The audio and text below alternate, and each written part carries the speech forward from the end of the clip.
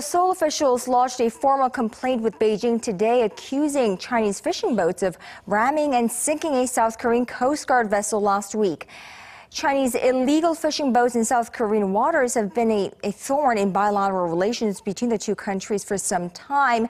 And now the South Korean government is even mulling, charging the assailants this time with attempted murder.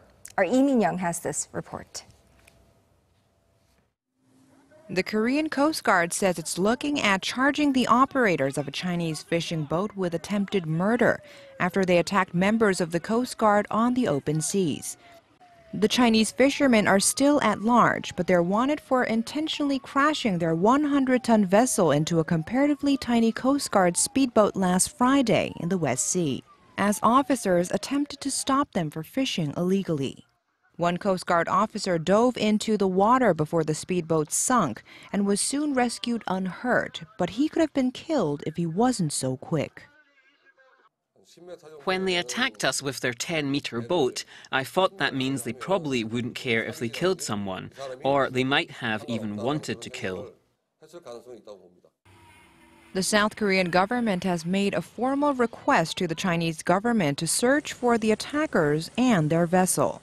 The number of Chinese boats illegally fishing within South Korea's exclusive economic zone has risen in recent years. More than 200 boats a day appeared in the West Sea in June. After a lull of a couple months, they sprang back into action in September for blue crab season, with an average of 100 boats spotted a day. Chinese boats always have been around, and they continue to fish illegally in our waters.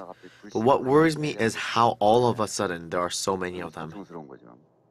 The Korean Coast Guard vowed last month to dispatch more boats to guard the area around the Han River estuary near the border between South and North Korea in a bid to rein in the poachers. But some have called for even tighter controls. Other countries, including Indonesia, Argentina, and Russia, are rooting out illegal fishing by sinking the trespassers. The Korean Coast Guard responded to those calls on Sunday, saying they'll consider using weapons. Lee Minyoung, Arirang News.